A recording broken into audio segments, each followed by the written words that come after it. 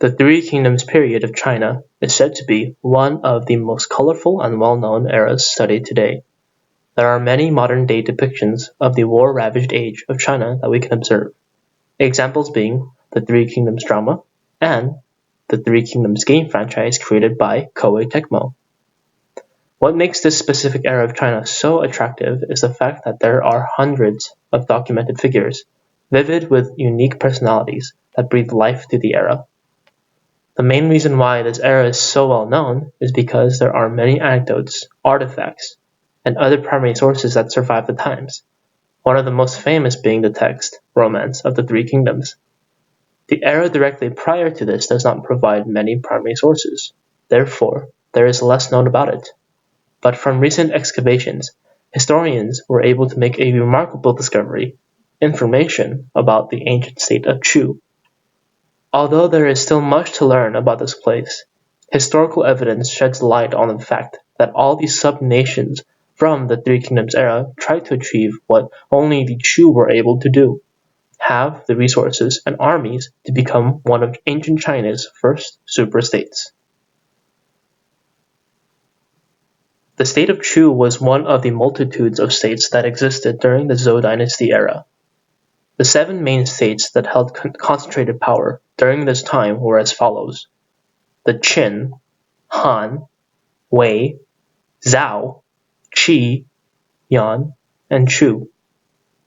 What was unique about the state of Chu was that it held geographical advantage over the other states. The Chu rose in the mid-8th century BCE around the present province of Hubei in the fertile valley of the Yangtze River in South China. The state was blessed with fertile land that offered a surplus amount of food and resources that allowed it to become a flourishing state. Moreover, the state of Chu was self-sufficient.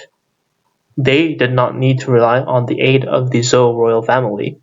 Therefore, they wielded power that was almost influence-free. The other 6 significant states were also able to act independently, but not to the degree of freedom that the Chu had. Through the valuable land, the Chu were able to maintain a large population, which helped them develop one of the largest armies available during the Warring States period. As the name of the era suggests, the Chu were regularly at war with the other states, meaning that China was in a constant state of war, but because of the Chu's dominant military presence, many states were simply annexed by the emerging superstate. Through this, the Chu had exterminated as many as 40 or 50 states during the spring and autumn period.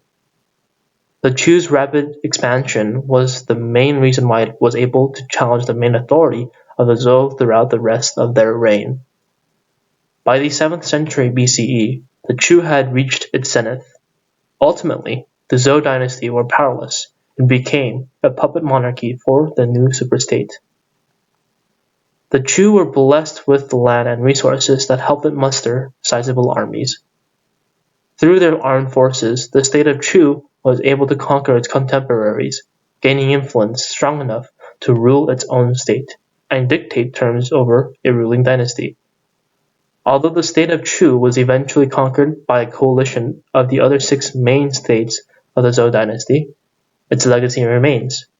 The Chu were able to become a long-lasting superstate through sheer force.